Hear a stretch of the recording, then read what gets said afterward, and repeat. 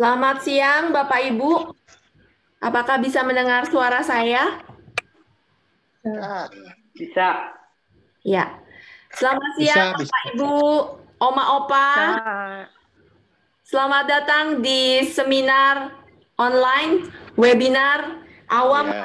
ini bersama dengan Rumah Sakit Immanuel bekerja sama dengan EBAT, PT EBAT ya. Dengan judul Lansia Bugar dan Mandiri di masa new normal ini. Salam sejahtera, salam sehat. Assalamualaikum warahmatullahi wabarakatuh. Om Swastiastu, salam kebajikan, salam sejahtera untuk kita semua. Semua sehat? Alhamdulillah, puji Tuhan kita semua sehat, bisa berpartisipasi di dalam webinar kali ini.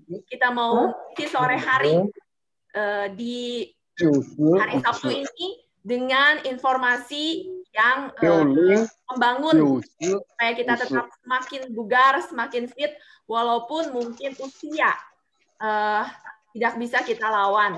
Tapi kita tetap kita jaga kesehatan, oma opa di sini, mungkin orang tua, kita juga mungkin kakek nenek kita. Ya. Ini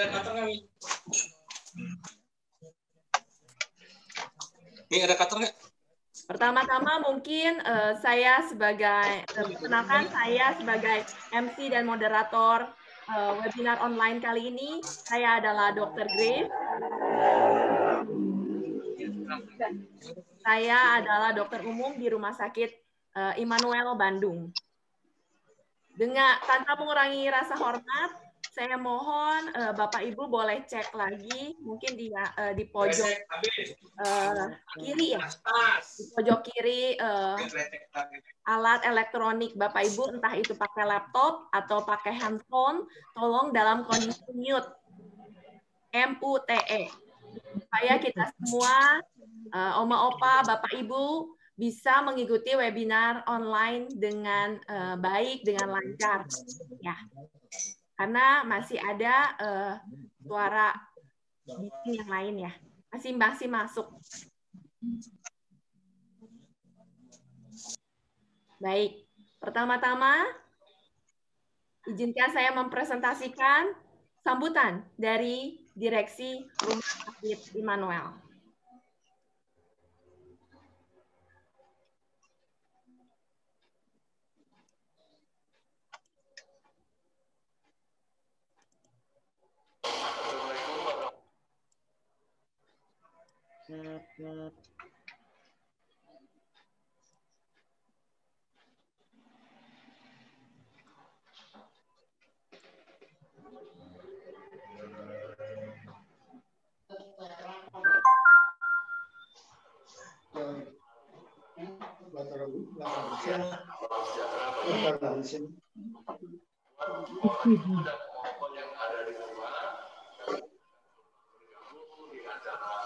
Seminar awal online di mana pada hari ini Rumah Sakit Immanuel mengadakan seminar awal dengan tema lansia bugar dan mandiri masa new normal.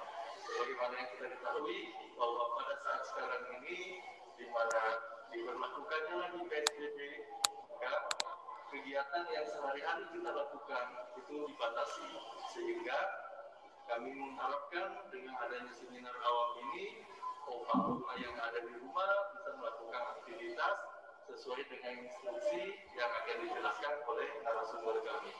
Dan kami dari jajaran manajemen Rumah Sakit Immanuel, saya sebagai Dr.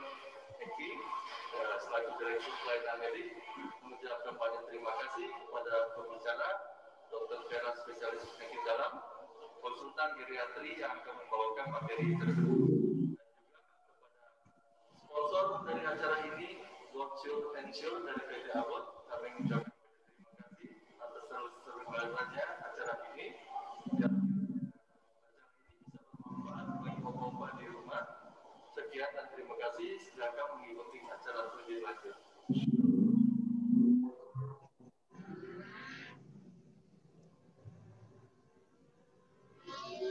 Ya, demikian tadi sambutan dari Dr. Hengki, mewakili Direksi Rumah Sakit Immanuel Bandung. Selanjutnya, kita akan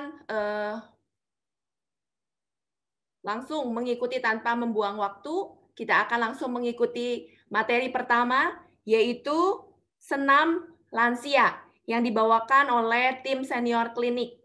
Ini adalah krunya Dr. Vera. Beliau adalah spesialis penyakit dalam dan sekaligus ahlinya para geriatri atau oma-opa kalian.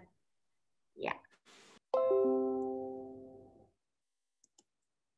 Ya, Bapak dan Ibu, tadi kita sama-sama sudah menyaksikan video senam, video juga pembuatan puding, jadi pengen ya.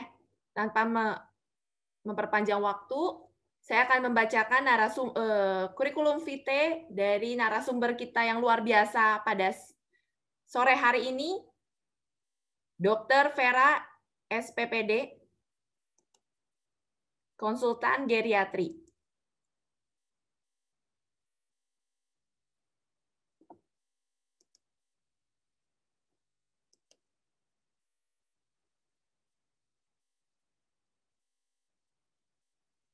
Beliau tinggal di Bandung dan merupakan lulusan dari Fakultas Kedokteran di Universitas Diponegoro ya, Dok. Dan mendapatkan gelar spesialis penyakit dalam dan konsultan geriatri di Universitas Indonesia. Ya, saat ini beliau bekerja di Rumah Sakit Immanuel Bandung, di Rumah Sakit Advent, dan di Limijati, ya, Dok.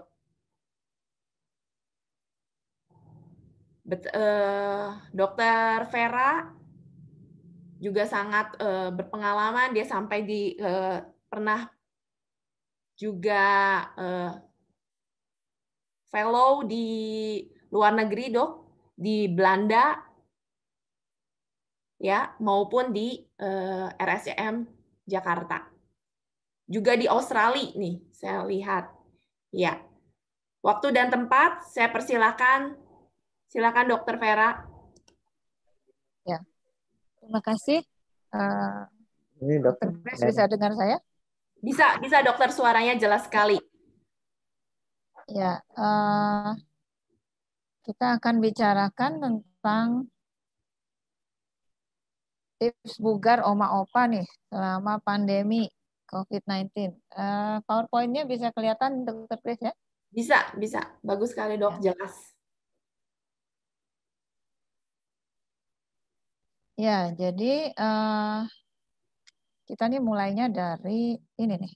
Jadi kalau kita bilang ini oma-opa nih ada yang bugar, ada yang mulai kondisinya nggak baik, lalu harus dibantu. Yang kita bilang pre-frail ya. Frail itu rapuh. Nah, akhirnya semua harus dibantu, baru terakhir meninggal. Nah, kadang-kadang kalau kita bilang semua orang ini harus lewat ini enggak? Ya kalau bisa ya jangan gitu ya. Nah, kalau bisa ya, kalau sudah bugar ya kalau waktunya dipanggil Tuhan ya dipanggil aja, nggak usah lewat-lewat yang begini-begini.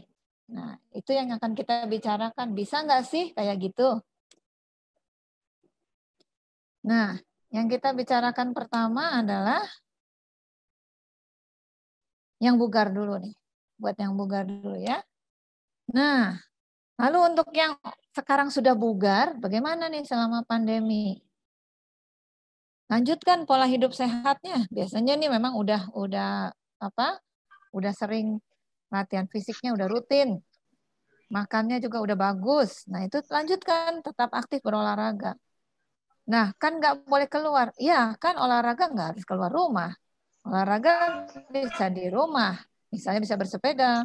Kemudian makan makanan bergizi harus seimbang. Jangan cuman tahu, tempe, kemudian nasi doang. Nah, daging juga harus masuk. Susu masuk, sayur masuk. Kemudian jemur matahari pagi harus. Kemudian jangan baca, jangan nonton YouTube terus tuh. YouTube itu belum tentu benar informasinya.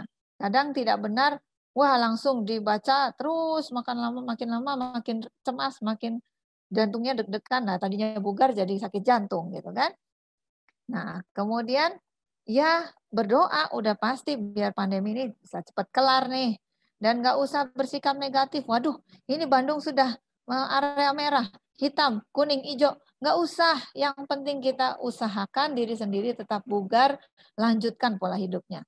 Nah, ini adalah salah satu teman sejawat saya di Bogor. Dokter ahli geriatri juga. Beliau ini udah umur 80, tapi masih semangat. Nah, ini kita lihat videonya nih.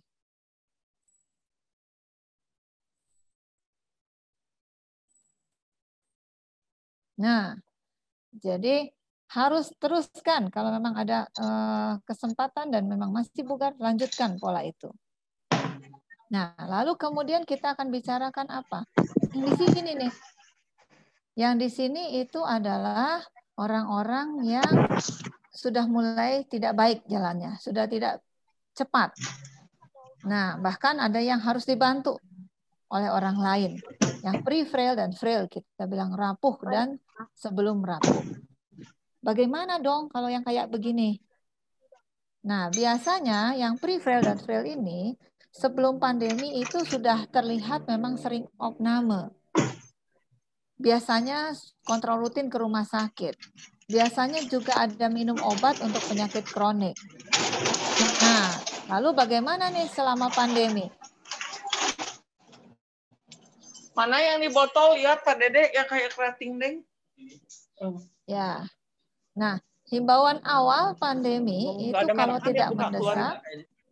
kalau tidak mendesak, katanya jangan ke dokter dulu. Tunda dulu. Beli di mana Pak Dede? Nah, Beli di toko bunga yang di minta tolong kalau peserta bisa tolong di-mute dulu. Kalau pakai obat yang kayak yang lain, ya, nggak bakal keluar. Nah, itu kan jadi kalau itu beda-beda obatnya. Jadi kalau tidak mendesak, jangan ke dokter dulu. Dulu himbauan awalnya begitu. Nah, padahal apa? Padahal selama pandemi, dan pandeminya kan nggak cuma sehari 2 hari. Wah, itu udah nggak karu-karuan. Yang biasanya kontrol, yang biasanya kontrol karena dia sakit punggung, sakit dengkul, nah, sakit dada, apalagi yang suka rungsing. Kadang-kadang kalau yang sudah kontrol rutin, karena dia rungsing, maksudnya sering udah pikun, sering tiba-tiba marah-marah, sekarang nggak kontrol. Atau bahkan lagi pandemi, orang lagi bingung, lagi pusing, nggak mau makan. Atau bahkan jatuh. Nah, yang seperti ini gimana? Katanya jangan ke dokter dulu. Nah, itu yang harus kita bahas nih sekarang. Lalu ada yang bilang gini, ya sudah, kalau kayak gitu kita atasi dengan layanan telemedicine saja. Telemedicine yang bilang halo-halo itu pakai apa? Video call mungkin, pakai WA. Nah, bisa nggak itu untuk pasien lansia? Nah, sayangnya untuk pasien lansia sulit. Untuk oma-opa ini sulit. Kenapa? Soalnya gejala penyakitnya tidak khas. Kadang-kadang dia cuma bilang, saya kok nggak enak badan, saya kok nggak mau makan, saya kok lemes. Nah, yang seperti itu menjadi sulit. Mau ditanyanya apa, bingung. Dokternya juga bingung juga, harus periksa memang. Nah, belum lagi dia oma-opa ini mempunyai beberapa penyakit sekaligus. Nah, kalau beberapa penyakit sekaligus itu tidak khas menjadi keluhannya. Nah, keluhan yang tidak khas ini apa? Keluhan yang tidak khas itu adalah, misal, kalau kita bilang gagal jantung. Gagal jantung itu keluhannya apa sih? Gagal jantung itu keluhannya biasanya kan, jalannya kalau jauh sedikit sesek. Nah, tapi karena dia punya penyakit, bukan hanya gagal jantung saja, tapi punya penyakit rematik, nggak bisa jalan jauh kan? Kalau nggak bisa jalan jauh, mana bisa sesek? Nah, itu jadi beberapa penyakit sekaligus jadi membingungkan. Nah, kemudian kadang-kadang karena bingung dokternya yang diajak telemedicine ini, lalu ya udahlah, gejalanya apa nih sekarang? Sakit apa? Sakit punggung. Ya kasih aja obat sakit. Terus apa lagi? Mual. Ya kasih aja obat mual. Segala macam satu obat untuk mengatasi satu gejala. Akhirnya obatnya banyak. Sudah banyak, akhirnya efek samping obat ini saling bertengkar nih obat-obatnya. Jadi efek sampingnya jadi keluar lebih serius. Apalagi oma-opanya sudah ada penurunan fungsi ginjal. Nah, udah deh, makin lama makin serius efeknya. Jadi oleh karena itu tidak mudah untuk melakukan layanan telemedicine pada oma-opa. Nah, lalu apa dong? Nah, kita ini punya senior klinik. Loh, bedanya apa sama poliklinik lain? Jadi ini layanan kesehatan khusus oma-opa yang mempermudah oma-opa dengan keterbatasan fisik atau mental. Maksudnya keterbatasan mental apa? Ya mungkin pas waktu nunggu itu di ruang tunggu dia tidak sabar. Nah kalau tidak sabar kan menjadi sulit kalau misalnya kita nunggu lama di ruang poliklinik biasa. Nah kenapa sih senior klinik? Karena di senior klinik keluarga telepon ke senior klinik, janjian dulu. Janjian dulu sama siapa? Janjian dulu sama perawat. Nah, lalu perawat senior klinik akan bantu. Bantu apa? Bantu apa? Bantu menjadwalkan. Jadi begitu datang, tidak tunggu lama. Nah, lalu kemudian sehingga apa? Sehingga kalau tidak tunggu lama, risiko untuk kena penyakit dari orang lain itu berkurang. Kemudian tidak tunggunya di ruang tunggu, tapi langsung masuk ke ruang periksa. Nah, tetapi kan ruang periksa juga terbatas, jadi oleh karena itu dianjurkan untuk appointment dulu. Lalu ada one stop service. One stop service itu apa? Nanti kita lihat. Nah, lalu yang lainnya adalah memang ada fasilitas ramah lansia. Jadi bednya bisa naik turun. Nah, kemudian ada penghalangnya pagar, jadi nggak mudah jatuh.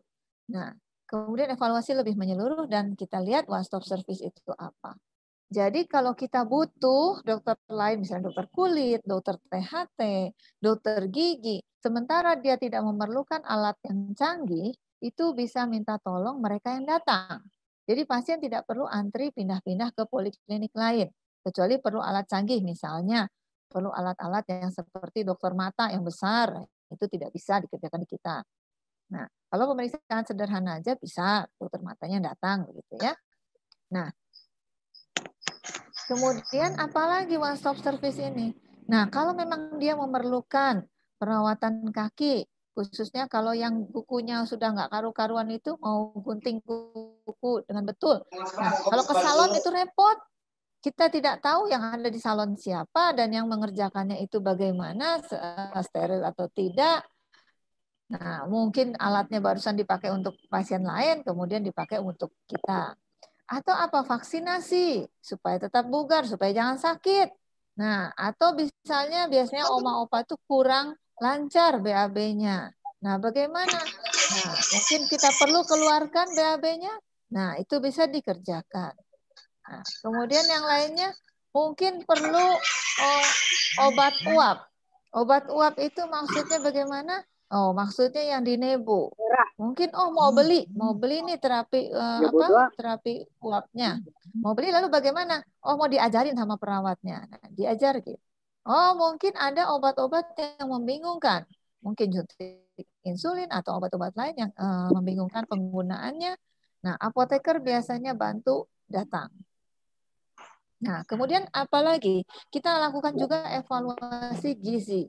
Sebab untuk oma-opa itu tidak bisa hanya diatasi dengan obat. Nah, gizi itu penting. Kalau misalnya dikasih obat doang, tapi makannya nggak betul, misalnya cuman roti sama coklat, ya nggak bisa juga dia bisa sembuh. Nah, jadi ahli gizi biasanya kita minta bantu untuk evaluasi gizi dan mengedukasi gizi. Nah, kemudian yang lainnya, bagaimana perawatan oma-opa di rumah? Kadang-kadang mbak caregiver di rumah nggak ngerti miringkannya bagaimana. Nah, bersihkan kemaluannya bagaimana. Nanti digesrek-gesrek nggak luka semua.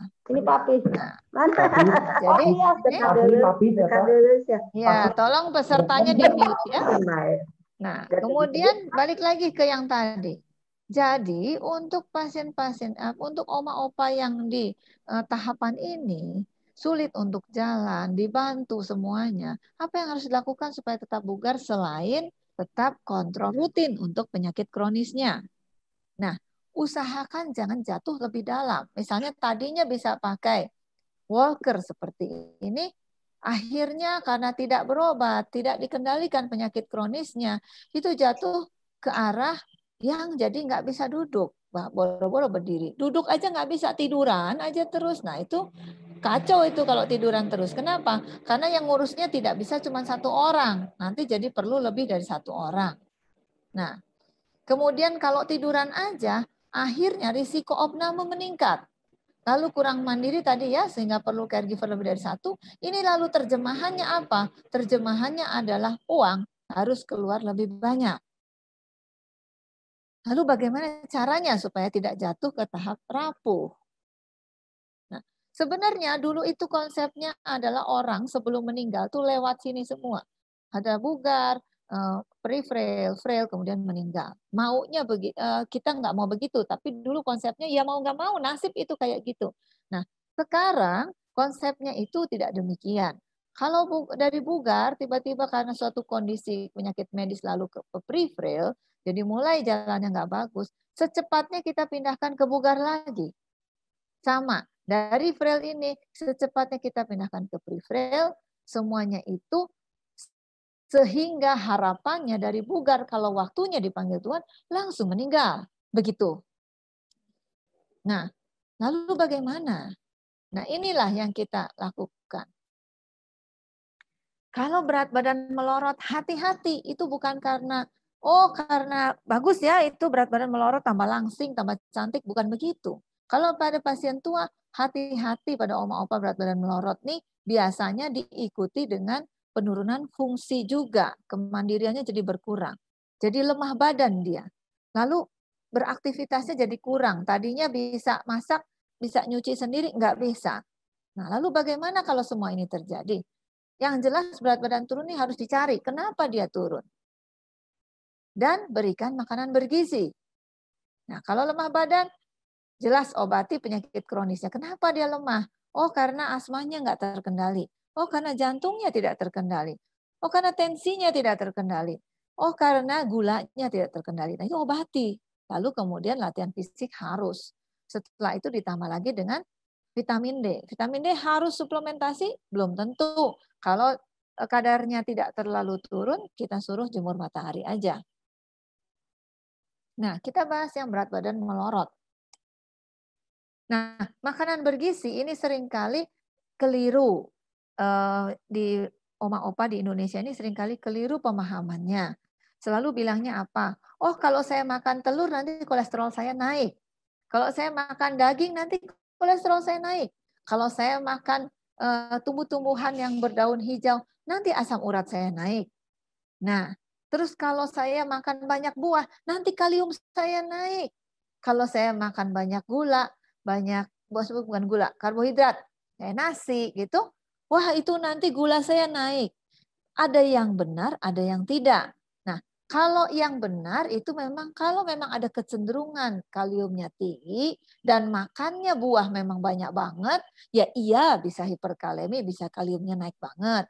Kalau ada kecenderungan memang penyakit asam urat, ya dimakanin semua yang hijau-hijau sampai berkilo-kilo, ya iya bakal naik. Nah, cuman kalau oma-opa itu harus diingat, kalau saya suka bikin bebas, ayo makan aja nggak apa-apa bebas. Kenapa? Karena giginya itu sudah nggak lengkap. Kalau giginya nggak lengkap, sebanyak-banyak yang disediakan oleh anak, mantu, tetap aja dia nggak bisa makan sempurna, nggak bisa makan semua. Nah, jadi tetap diberikan. Wah, telurnya nanti seminggu sekali aja. Nggak usah. Nah, kecuali yang dimakan telur dalam berbagai bentuk. Misalnya, sudah dia makan telur bulat, nanti telur goreng lagi, terus nanti apalagi segala sesuatu yang pakai telur. Nah, itu lain lagi memang ceritanya. Tapi biasanya oma-opa tidak makan serakus itu. Biasanya makan juga sedikit. Yaitu tadi, karena lidahnya, giginya, itu sulit. Nah, lalu kalau penurunan berat badan, apa yang dilakukan? Harus cari penyebabnya. Penyebab yang paling sering adalah berkurangnya nafsu makan. Kenapa? Mungkin ada infeksi. Infeksi bisa dari mana? Bisa dari rongga mulut. Nah, terakhir ke dokter gigi kapan? Lah, kan dokter giginya pada tutup, Dok. Lah, iya betul. Nah, Tapi kalau seandainya bisa lebih baik pada saat kontrol ke dokter yang lain yang bukan dokter gigi, coba tolong dilihat sekalian ada infeksinya apa enggak. Biasanya dokter umum pun tahu, pernah dia lihat gigi yang infeksi dan sebagainya.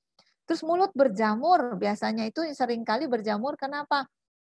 Karena banyak minum antibiotik berkepanjangan. Karena memang merasa tidak punya gigi, jadi mulutnya nggak usah dibersihin yang lain-lainnya. Nah, merasa udah pakai selang makan, jadi mulutnya nggak dilewatin makanan, jadi mulut bersih. Enggak ya, nggak bersih itu mulut, biarpun nggak lewat makanan tetap nggak bersih. Atau mulutnya kering karena minumnya kurang. Nah, atau ada gangguan pencernaan, biasanya mual muntah karena efek samping obat nyeri. Atau sulit BAB karena kurang minum. Nah, bisa juga karena keganasan, bisa juga yang sering juga tidak ada gigi atau gigi palsunya udah longgar sehingga mau makan susah. Nah, lalu bagaimana? Nah, ini kita kasih tunjuk biar oma opa kira-kira tahu lah apa sih kesalahannya kalau giginya nggak pada beres. Nah, kalau kita lihat seperti ini, nah ini kan sebenarnya kayaknya nggak apa-apa, tapi ternyata ini kok ada merah-merah di sini napak. Nah ini pada saat itu saya konsulkan ke dokter gigi, dia bilang, oh ini yang merah-merah ini karena gigi palsunya nggak pernah dicuci, nempel terus di sini, jadi keluar jamur di sini. Nah ini lidahnya itu licin, nggak ada bintil-bintilnya. Nah yang lidahnya licin nggak ada bintil-bintil ini akan menyebabkan oma opa nggak bisa merasakan makanan teh enak apa enggak. Nah, kalau udah kayak gini kan susah. Nah, yang ini lebih dahsyat lagi. Bukan nggak ada bintil lagi. Ini mah kotor banget. Kotor banget terus sehingga apa? Sehingga mau dibersihkan juga susah nih. Agak tebal nih lapisannya. Nah, yang ini giginya papan catur. Nah, kadang ada, kadang enggak. Nah, ini juga susah untuk makan. Nah, ini yang pasien gagal jantung, dikasih obat untuk nguras pipis sehingga mulutnya kering semua, lalu di sini ada jamurnya. Nah, ini pasien oma opa dengan pikun demensia. Nah, karena pikunnya dia nggak mau buka mulut. Jadi mau bersihin mulut itu sulit. Nah, akhirnya yang terjadi mbaknya nggak mau bersihin, dia pikir akan udah lewat selang makanya nggak usah lah dibersihin. Tapi hasil dari nggak dibersihin itu lihat di sini banyak karang gigi. Nah, karang gigi ini menyebabkan gusinya meradang. Akhirnya gusinya berdarah. Bingunglah semua orang pada saat gusinya berdarah. Nah, lalu bagaimana supaya kalau udah susah makan? Nah, biasanya kita minta tolong kalau bisa buatlah makanan yang bau makanannya itu mengundang selera. Nah, kemudian kalau bisa warna-warni. Kemudian garam dan penyedap rasa harus diberikan. Jangan dibilang, oh ada tekanan darah tinggi, garamnya nggak boleh dikasih. Salah. Pada pasien tua, meskipun dia tekanan darah tinggi, garam harus diberikan. Kenapa? Karena pasien tua itu fungsi ginjalnya udah menurun. Jadi dia akan sulit untuk menyerap kembali garam yang keluar dari pipis. Nah, jadi garamnya dimakan, keluar semua lewat pipis. Jadi nggak diserap lagi. Nggak diserap lagi, otomatis dia mudah sekali garamnya turun dalam darah. Kalau garam turun dalam darah, apa jadinya? Orangnya jadi bingung.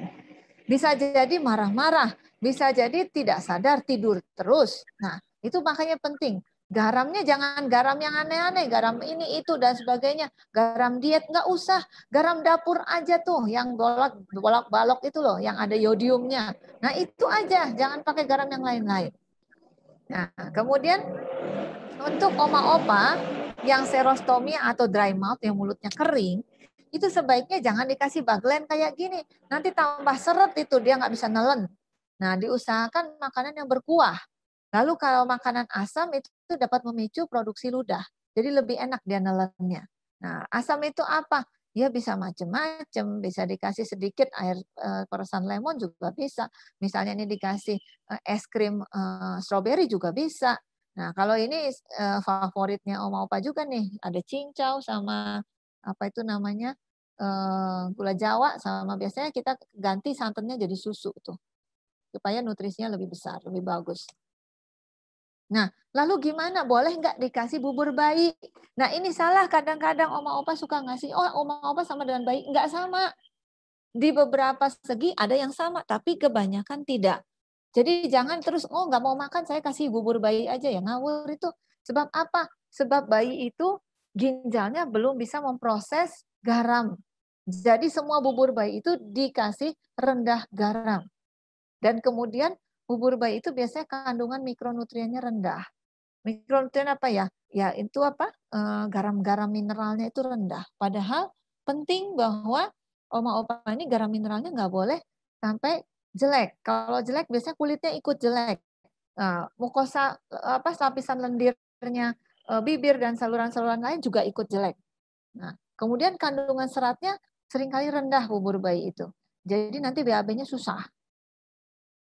Nah, kemudian lemah badan sama berkurangnya kemampuan beraktivitas. Kita lihat latihan fisik, kayak apa sih latihan fisik? Nah, kalau sebelum pandemi kan ada yang banyak, oh kita senam bareng-bareng. Nah, oh kita jalan kaki keluar rumah, ketemu sama tetangga, ngobrol-ngobrol.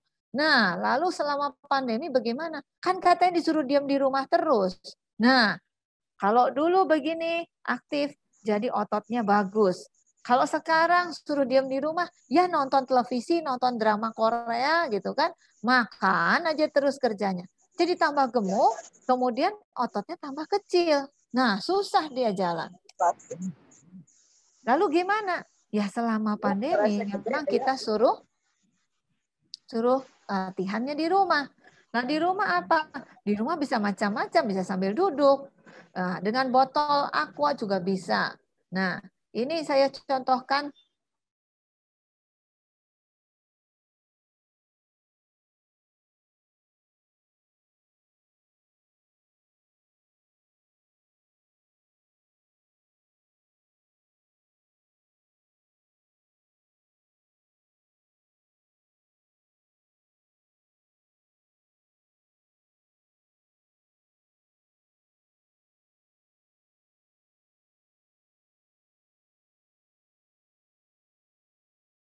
seperti itu, ruwet itu kaku sendi ya.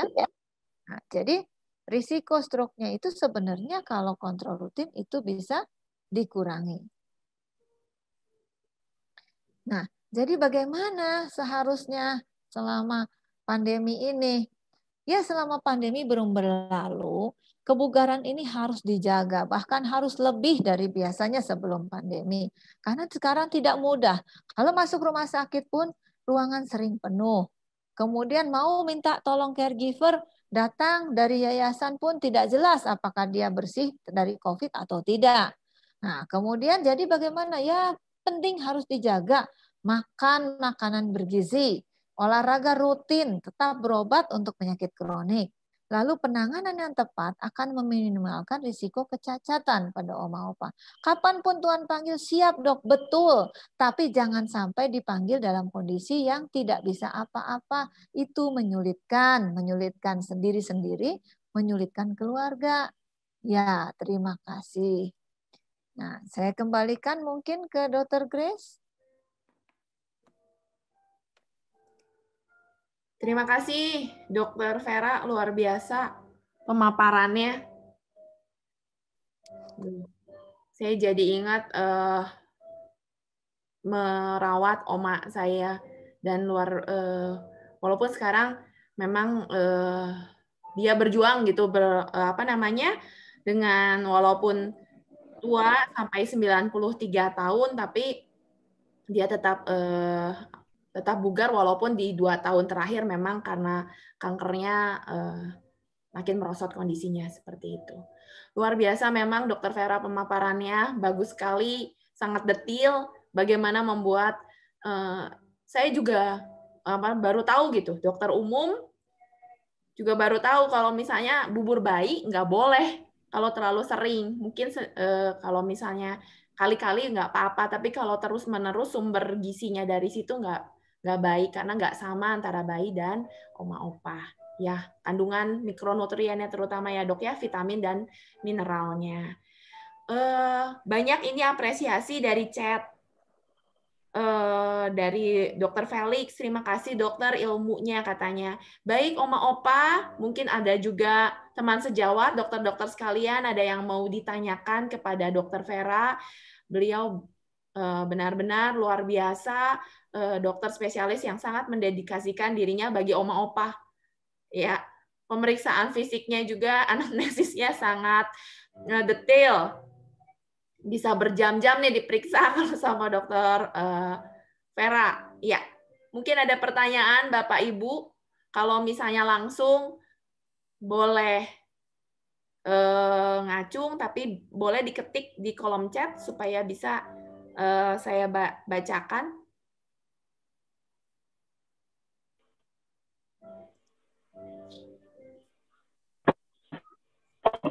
Kalau langsung juga silakan. Boleh di-mute sendiri langsung.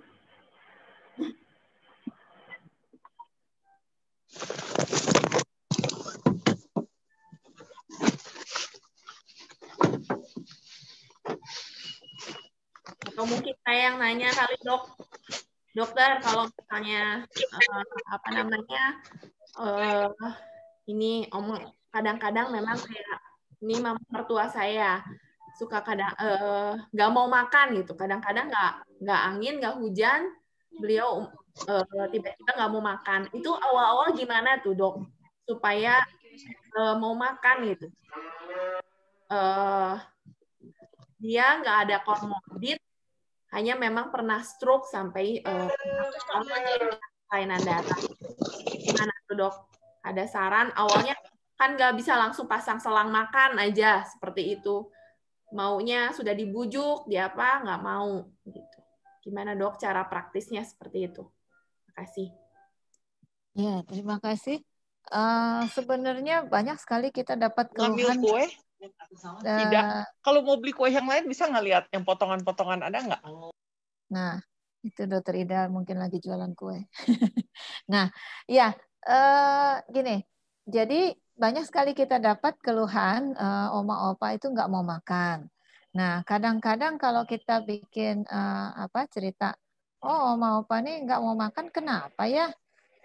Kadang-kadang orang suka juga gampang sekali menganggap bahwa oh mungkin dia lagi mutung. Nah, itu yang sering kali saya bilang jangan berasumsi mutung dulu nih. Soalnya gini, saya kasih tahu dulu nih rahasianya.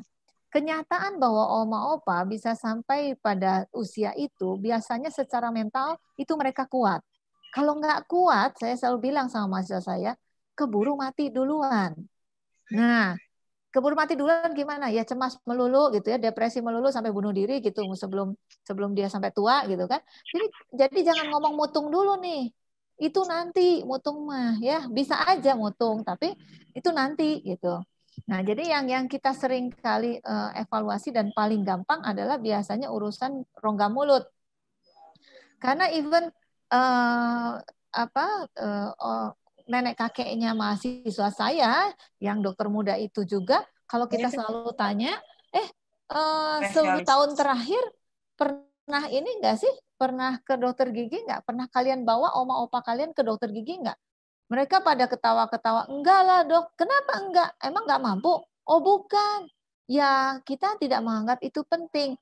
Nah itu seringkali bahwa penting dikasih tahu bahwa rongga mulut ini perlu dievaluasi loh sebelum kita evaluasi yang lain. Mungkin dikasih coba, ayo makan. Terus kemudian dia nggak mau. Tanya kenapa nggak mau? Nggak enak. Coba buka dulu mulutnya. Kalau tadi ada yang seperti tadi ya, kondisi-kondisi seperti tadi itu, nah cepat berobat ke dokter gigi. Nah, khususnya kalau nggak ada giginya bagaimana? Misalnya itu yang bermasalah rongga mulutnya tapi bukan gigi. Nah, kita ada dokter gigi itu ya, bukan kita, maksudnya di Bandung itu ada dokter gigi yang spesialis penyakit mulut. Nah, itu spesialis itu. Jadi dia khusus penyakit mulut. Jadi jangan bingung. Oh, dokter gigi kan nggak ada giginya, ini gimana? Nah, itu ada spesialis penyakit mulut. Nah, itu biasanya dia lihat dan akhirnya bisa obatin. Nah, yang lucunya memang beberapa kali saya menemukan kasus ada nanah di sisa akar giginya yang dia sendiri tidak tahu, dia sendiri tidak rasa sakit. Nah, tahu-tahu pas waktu saya buka, saya periksa, loh ini apa? Nanah bukan. Sampai saya juga tidak percaya. Saya panggil dokter gigi, dia bilang, iya betul ini nanah. Beberapa kali begitu, termasuk itu salah satunya ibu saya. Waktu itu dia bilang, kayaknya nggak enak makan. Pas dilihat, loh kok ada nanahnya? Nah, jadi mungkin pertama lihat dulu deh mulutnya. Atau giginya, gigi palsunya oglek-oglek mungkin. Nah, karena gigi palsu tuh kalau oglek-oglek juga nggak bisa. Kalau ngomong aja udah oglek-oglek, apalagi makan, ya udah nggak bisa makan dia. Nah itu, kemudian yang kedua kita mesti lihat nih, jangan-jangan dia ada obat baru yang baru dapat. Nah, obat baru yang baru dapat ini siapa tahu itu mengakibatkan tidak mau makan, mungkin mual atau apa. Nah, jadi oleh karena itu tidak mudah gitu sebenarnya evaluasi, tapi yang bisa keluarga evaluasi itu paling sedikit. Nah, kemudian sisanya mungkin memang harus dievaluasi beneran ya, harus diperiksa beneran. Tapi yang penting itu dulu. Dan jangan lama-lama tunda untuk urusan nggak mau makan ini. Sebab sering kali ditunda, itu tambah nggak bagus kondisinya. Akhirnya seminggu kemudian sudah nggak sadar dan sebagainya, jadi baru masuk rumah sakit. Nanti kalau seperti itu masuk rumah sakitnya harus lewat gawat darurat. Saat ini antrian di gawat darurat itu jadi panjang, mengular kemana-mana. Akan lebih mudah, lebih nyaman evaluasinya di klinik rawat jalan daripada di gawat darurat. Nah gitu mungkin Dr. Grace, lainnya mungkin ada pertanyaan? Baik, terima kasih. Udah banyak nih dok pertanyaannya. Saya scroll dulu dok. Jadi periksa dulu rongga mulutnya ya. Jangan langsung anggap dia lagi bete ya dok. Ya. Ya, ini dokter. Dari Ibu Lilis ini, dokter, ibu saya itu serba takut makan makanan. Jadi karena mungkin dia punya komorbid diabetes mellitus, gula darahnya sempat 165, dia malah jadi takut makan. Bagaimana ya dokter? Ya, jadi kalau ibunya ini Ibu Lilis ini ibunya gimana nih? Ada sakit gula nggak? Kalau ada sakit gula, gulanya naik itu belum tentu hanya gara-gara makanan. Jadi seringkali yang keliru adalah anggapan dari awam bahwa oh gulanya naik nih gara-gara dia makannya nggak benar nih. Untuk pasien lansia makannya itu jarang sekali dia ngawur. Nah, kalau yang ngawur itu biasanya yang pikun. Jadi dia makan terus nggak berhenti-berhenti, itu biasanya. Tapi kalau dia nggak pikun, itu biasanya dia ada remnya, nggak mau makan terus-terusan. Dan nggak mungkin berlebihan banget kayak gimana. Nah, jadi kalau misalnya dia ada gula, dan ternyata gulanya memang tinggi, padahal makannya biasa-biasa aja, bukan jor-joran gitu, kita harus cari yang lain. Biasanya ada infeksi juga tuh. Infeksi paling gampang itu yang nggak kelihatan jelas adalah ya di gigi. Ya. Nah, yang adanya di gigi. Oh, nggak ada sakit gula. Oh, ya kalau nggak ada sakit gula ya seharusnya nggak ada masalah. Nah, 165 sih buat saya nggak masalah ya. Nah, pokoknya kalau di atas 200, nah baru kita perkirakan apa sih masalah dia gitu. Nah, cuman memang apakah ada yang pernah bicarakan sama dia enggak? Maksudnya mengedukasi dengan cara salah. Kadang-kadang saya tuh suka bilang pada mahasiswa, kalau kalian mengedukasi opa-opa itu berbeda dengan kalau kalian mengedukasi pasien-pasien muda. Nah, kalau pasien-pasien muda itu harus cerewet, dikasih tahu, jangan makan banyak gula, jangan makan sirup, jangan makan Coca-Cola, jangan makan limun, jangan makan bubble tea. Harus cerewet soal itu, ciki-cikian, goreng, cireng-cirengan, apa segala macam bala-bala. Itu harus cerewet untuk pasien muda. Tapi pasien tua, lihat dulu, kecuali dia memang makannya cuma bala-bala terus tiap hari ya. Nah kenapa? Karena coba pasien tua ini kita kasih bala-bala satu kantong. Enggak juga dia bisa ngabisin, giginya susah gitu loh. Nah jadi makanya beda-beda pendekatannya. Kalau yang tua itu kita lihat dan kita kasih tahu seperlunya. Kalau memang terus-menerus dia minum teh ditambah gula, kemudian makanan yang lain ditambah lagi gula, apalagi tambah gula, ya itu nggak benar. Tetapi kalau dia dalam porsinya yang betul, ya nggak ada masalah. Nah itu harus dikasih tahu juga ke dia konsepnya supaya berubah, gitu. Baik dok, terima kasih. Ya. Iya, lanjut ya dok. Dokter, ini dari dokter Novelin, apakah pencahar boleh nggak tiap hari mungkin pada lansia? Kalau misalnya lihat label obatnya nggak boleh, tapi kalau misalnya nggak dikasih pencahar nggak bisa BAB. Terima kasih dokter. Nah, ya, untuk urusan BAB, sering saya dapat pertanyaan urusan BAB dan kalau memang boleh jujur kayaknya dari kemarin nih saya urusan BAB terus. Sampai saya bergurau sama mahasiswa, mungkin saya perlu di belakangnya ada tulisan SPPT, spesialis pantat dan segala isinya gitu kan. Nah, jadi gini, BAB pada lansia itu memang tricky. Jadi artinya bahwa karena dia tidak banyak gerak, gerakan peristaltik ususnya itu gerakan ususnya untuk mengeluarkan BAB itu jadi cenderung males. Nah, kalau cenderung males jadinya kan BAB-nya jadi nggak tiap hari.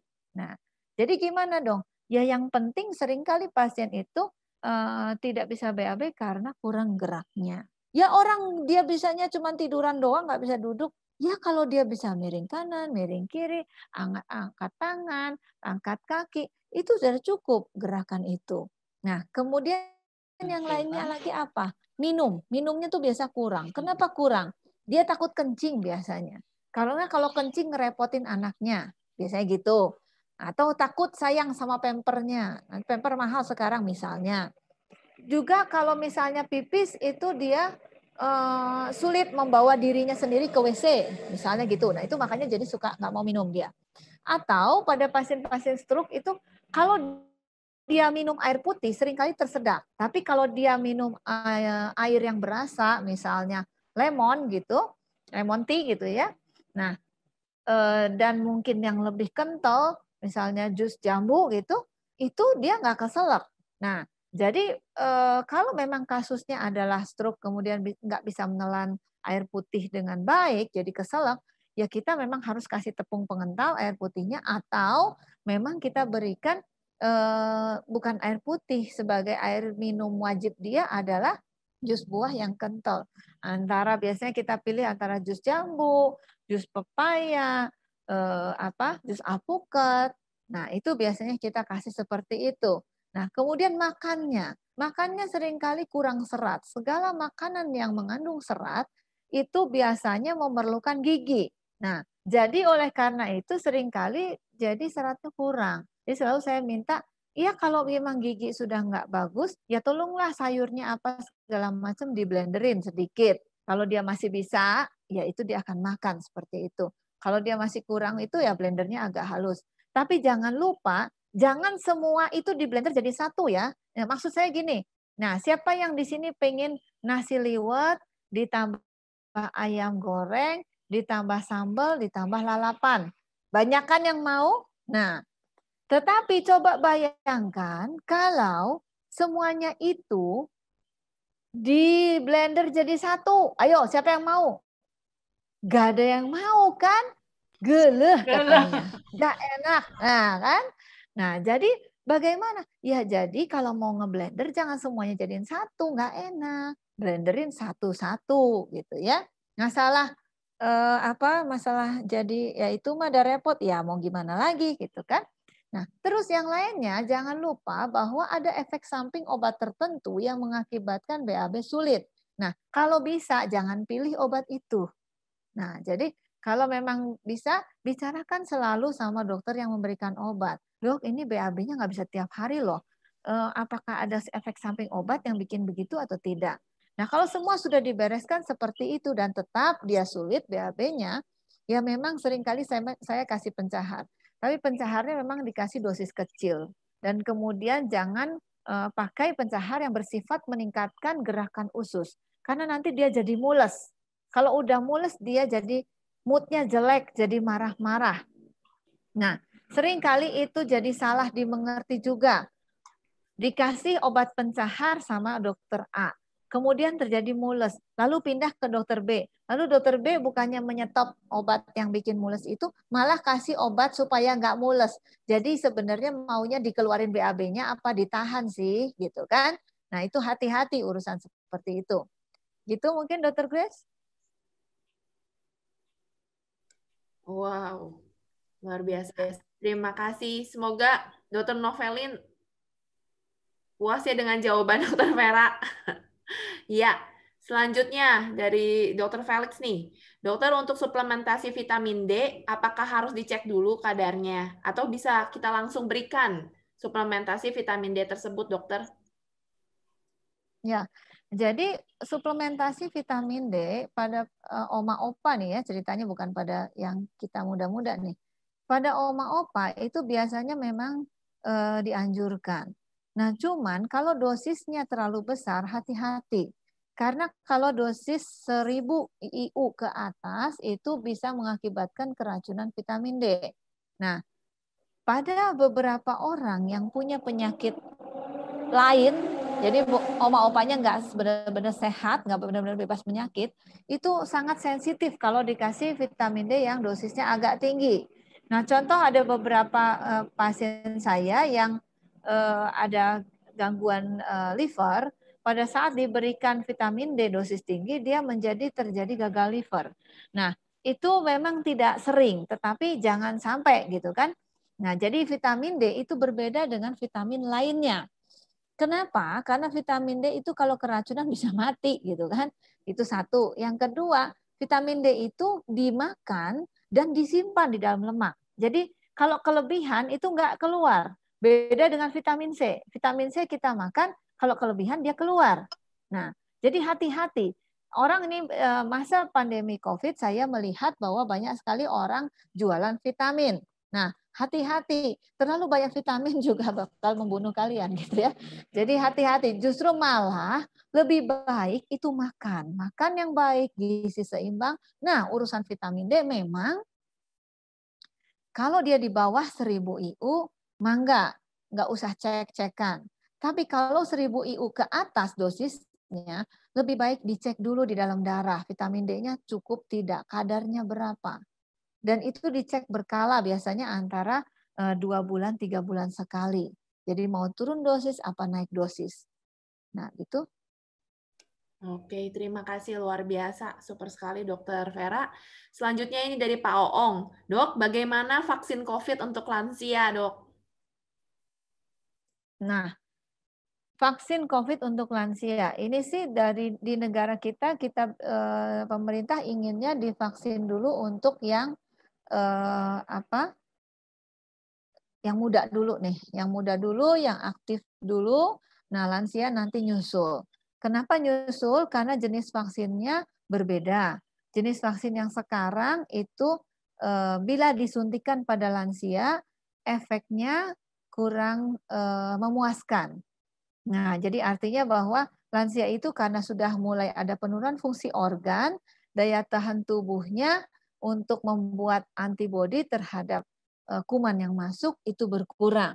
Nah, kalau seperti itu kan kasihan negara, agak percuma buang-buang uang vaksinin semua lansia. Jadi yang divaksin dulu adalah yang muda yang responnya terhadap vaksinasi akan bagus. Nah, selalu kita bilang urusan herd immunity itu apa? Sebelum urusan COVID, di senior klinik juga, pasien-pasien kami itu selalu kami anjurkan juga divaksin orang-orang muda yang serumah dengan oma opa. Kenapa? Kalau oma opa itu divaksin, mungkin dia bisa mengeluarkan respon antibodi, tapi tidak seoptimal orang muda. Jadi kalau orang tua itu kan jarang-jarang keluar rumah. Sebelum pandemi juga kalau orang udah usia dan tidak terlalu bugar, dia jarang sekali keluar rumah. Jadi dia kena penyakitnya dari mana? Dari yang di rumah kan? Nah, jadi orang-orang rumah ini yang selalu saya tekankan, orang rumah tuh belum tentu keluarga. Bisa jadi tukang kebunnya, bisa jadi sopirnya, bisa jadi pembantunya, mbaknya, tukang masaknya. Itu harus sehat. Kalau dia tidak pilek, ya si oma opa tidak akan kena pilek lah di rumah. Nah, jadi selalu kita bilang sama keluarga, tolonglah ada dana lebih tidak, ada dana lebih tolong. Nah, yang serumah ini divaksin semuanya. Nah, jadi kalau mereka tidak pilek, oma opa itu juga aman. Jadi kita istilahkan pagar pelindungnya itu sudah sehat, jadi dia tidak kena. Nah, sama prinsipnya seperti yang COVID ini, yang sekarang kita bilang herd immunity. Sekitarnya orang-orang muda ini divaksinlah supaya jangan kena. Kalau dia kena, dia bisa nularin ke yang tua. Padahal kalau yang muda-muda mungkin kalau kena mah udah nggak parah-parah amat gitu kan. Nah, sama kalau pilek juga kan, flu itu juga kalau muda, saya sendiri kalau dulu kena flu itu nggak parah-parah amat. Tapi toh saya sebelum pandemi COVID, saya beserta perawat-perawat saya itu wajib divaksin flu tiap tahun. Kita mewajibkan diri sendiri. Kenapa? Sebagai bagian dari tanggung jawab saya, tanggung jawab kami. Kenapa? Kalau perawat saya itu pilek, nanti kena dong ke pasien oma opa. Kalau saya pilek jadi juga. Padahal kalau saya pilek 1-2 hari juga beres kok. Nah, itu oleh karena itu kita selalu bilang, tolonglah sekarang vaksin COVID udah dimulai. Nah, nanti begitu nakes sudah lewat ke yang muda-muda, ke masyarakat, tolong disadari bahwa ini adalah bagian kita untuk melindungi yang tua. Jadi jangan terus, saya nggak mau vaksin, mau apa? Ayo. Memang bisa dipaksa, ayo. Bukan gitu, karena nanti yang kita sayangi, yang tua-tua ini nanti bisa kena, kan repot. Nah, menyangkut ini COVID ya, kalau lansia kena COVID itu repotnya begini, bukan urusan cepat ke sorga ya. Saya selalu bilang, cepat ke sorga itu biasa orang tua tuh semua sudah siap, apalagi umur 80 ke atas. Selalu ngomongnya sama saya, dok saya mah udah siap dah, di Tuhan panggil kapan. Nah, tetapi bukan masalah cepat ke sorga, tetapi tidak nyaman. Karena dimasukin ruang isolasi. Udah di ruang isolasi kan nggak ditungguin. Terus semua orang itu kan tidak mungkin bisa melakukan banyak hal. Karena semua pakai APD-nya level 3, semua ditutup. Capek, pengap, kita sendiri sudah keringetan, sudah capek, bahkan kalau yang nggak kuat bisa pingsan itu. Nah, itu aja, itu tidak nyaman karena ngerasa sendiri kesepian. Kalau orang muda sendiri kesepian gampang, main HP aja, ya kan? Kalau orang tua, HP gaptek. Yang kedua, kalau tidak gaptek, mata sudah nggak gitu lihat. Kuping sudah nggak dengar. Mau main apa di HP? Nggak kelihatan apa-apa. Sudah halo-halo sama anaknya. Anaknya sudah mangap-mangap banyak, dia nggak dengar. Apa? Waduh, itu setengah mati kalau kita ada lansia di ruang isolasi COVID. Saya kasihan. Tapi Pak bagaimana? Anaknya nggak bisa besuk. Itulah yang tidak nyaman itu kok. Bukan urusan cepat dipanggil Tuhan. Kapan Tuhan panggil, mereka udah siap kok biasanya. Jadi jangan disiksa lah seperti itu, gitu kan? Ya, gitu.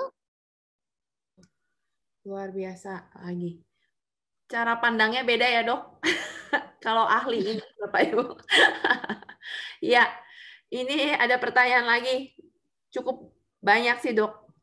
Mungkin saya batasi ini 10 menit terakhir untuk menjelaskan ya, Dok ya. Nah, ini dari Ibu Yati. Kalau sakit diabetes, juga sakit jantung lebih banyak tiduran. Akhirnya kakinya sakit untuk berjalan. Sakit juga kalau duduk, apa yang harus dilakukan? Apa boleh, Dok, minum obat tahan sakit? Tadi obat pencahar, sekarang obat tahan sakit pada lansia yang diminum secara terus-menerus. Ya, jadi gini. Yang saya paling tidak setuju adalah obat tahan sakit yang diminum terus-menerus. Sebab obat tahan sakit itu ada macam-macam ya. Yang paling aman sebenarnya ada paracetamol. Tapi paracetamol itu orang Indonesia kalau saya resepin paracetamol untuk obat sakitnya sering kali jengkel. Oh, udah bayar dokter mahal-mahal kok dikasihnya cuma paracetamol. Nah, padahal itu yang paling aman karena bayi pun pakai paracetamol. Dan bisa nggak buat anti nyeri? Bisa. Kalau dosisnya 4 kali 500 mg. Tetapi kalau nyerinya dahsyat ya memang nggak bisa. Nah, kalau ini dilihat, saya nggak tahu ya, tapi menurut ceritanya kan sakit diabetes toh. Nah, lalu sakit jantung juga. Kalau jalan mungkin sakit, ya mungkin bisa jadi rematik. Lah kalau duduk aja sakit, hati-hati. Nah, kalau pasien diabetes itu biasanya pembuluh darahnya kurang baik. Pembuluh darah yang mana? Semua pembuluh darah. Bisa di kepala, bisa di leher, bisa di jantung, bisa di mata, bisa di ginjal, bisa di kaki juga. Hati-hati. Sering kali saya dapat pasien diabetes itu pembuluh darah kakinya sudah mampet seperti yang tadi ada fotonya. Nah, kalau sudah mampet, keluhan dia adalah waktu itu pasiennya nggak ngeluh jarinya hitam loh. Dia keluhannya jarinya sakit. Kakinya sakit keluhannya. Lalu kadang-kadang kalau tidak teliti betul akan diberikan obat anti nyeri saja. Padahal itu sakit itu karena apa? Si kakinya megap-megap kurang oksigen, kurang gizi, kurang aliran darah ke sana. Itu kalau dibiarkan kesumbatnya itu lama-lama itu jadi busuk kakinya. Jadi hati-hati betul nih. Jangan-jangan ini bukan rematik nih. Dicek dulu. Bener enggak sakitnya ini karena rematik. Jangan-jangan penyumbatan pembuluh darah kaki. Kalau penyumbat bagaimana? Kalau pasien-pasien itu kalau nyumbat total memang harus di kayak stent ya, pasang ring itu kayak jantung, tapi ini di kaki. Nah, tapi kalau enggak total, mungkin dikasih obat-obat untuk membuka aliran darah di sana dan exercise itu mungkin bisa. Nah, tergantung yang seperti itu. Itu Dr. Grace? Terima kasih. Satu pertanyaan terakhir ya, Dok. Ya, ini dari Bapak Sony. Saya pilih karena paling panjang ini, Dok. Dari tadi pembahasan Dr. Vera, salah satunya adalah tetap bugar dengan menjaga pola hidup sehat dan memperhatikan keseimbangan gizi. Di sisi lain, berbicara soal pola hidup sehat dari sumber yang pernah saya baca tentang keajaiban enzim. Di situ dijelaskan bahwa enzim berperan penting dalam seluruh proses kimia tubuh manusia.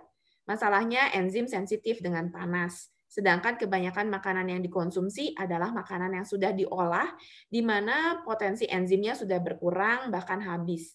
Bagaimana dokter agar kebutuhan enzim tetap terpenuhi? Mungkin pada lansia khususnya ya dok ya.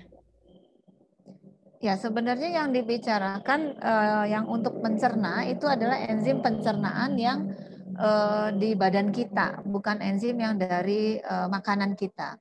Nah, tetapi memang betul makanan yang kalau sudah banyak diproses seperti kaleng-kalengan itu, memang itu berkurang kandungan gizinya. Jadi oleh karena itu akan lebih baik kalau makanan itu masakan yang kita bikin itu dari bahan segar langsung. Jadi bukan yang dia sudah kaleng-kalengin, udah kotak-kotakin, udah diproses, dikasih pengawet dan sebagainya. Memang betul. Nah, tetapi kalau memang menginginkan misalnya bahan makanannya tidak terlalu matang di prosesnya, maksudnya masaknya tidak terlalu lama, itu memang untuk orang-orang muda bisa. Tapi kalau orang usia lanjut itu giginya tuh udah mulai goyang, udah mulai sedikit, itu pakai gigi palsu apalagi, itu akan menyulitkan kalau si sayurnya dibikin setengah matang. Nah, jadi ya terpaksalah sayurnya ya harus matang beneran gitu ya, kalau perlu empuk banget, kalau enggak ya pasti agak-agak di blender begitu. Itu Dr. Grace? Mungkin itu pertanyaan terakhir, Dok.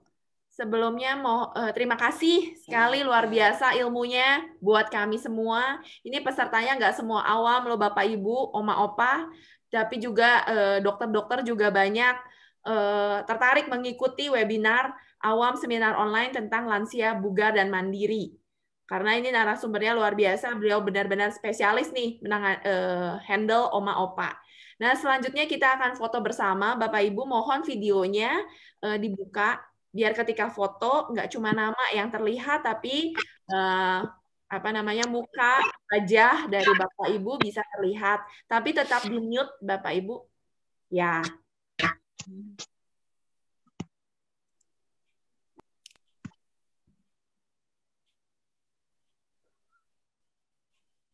Oke. Ya. Ada yang masih belum dibuka? Iya, videonya. Yang masih belum dibuka rupanya ke salon dulu. Oh iya itu Oma Suryanti. Iya, ini kita akan beberapa kali. Jadi saya juga nggak tahu di muka Bapak Ibu ini yang keberapa ya. Kita tahan. kita kasih senyum yang paling cantik. Kalau misalnya sendirian, boleh buka maskernya. Tapi kalau misalnya bersama-sama dengan banyak orang, ya nggak perlu. Tapi tetap senyum, walaupun pakai masker, tetap terlihat kok mata senyumnya. Iya. 1, 2, 3. Iya.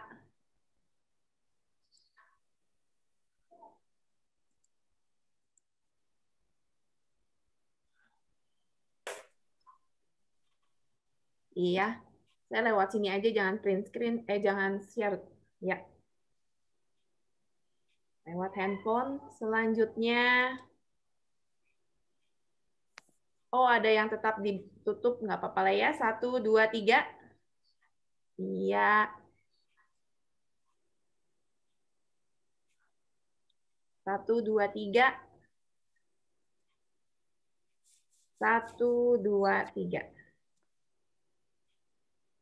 Baik, Bapak Ibu, Oma Opa, dengan demikian webinar awam seminar online tentang lansia, bugar, dan mandiri masa new normal ini kami akhiri. Saya mewakili manajemen Rumah Sakit Immanuel dan PT Abbott juga mengucapkan terima kasih kepada narasumber Dr. SPPD Konsulen Geriatri dan kepada tim senior klinik Suster Niki dan Dr. Yosi serta Ibu Anara Dewanti, ya, dietitian dan ahli gizi Rumah Sakit Immanuel yang telah mempersembahkan resepnya.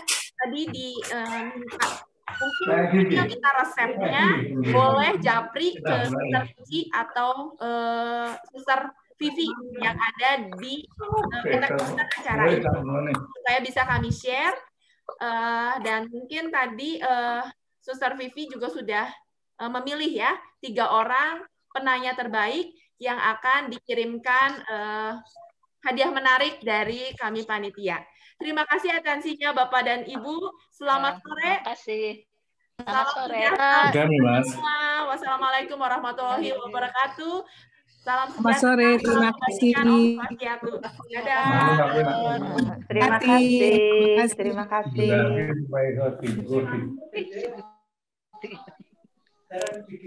Ada Buti. Hai. Buti. Oh, itu adik. Dah. Iya, nah ini ya Pak Edi. Itu ya mana sih? Yang orang konsul.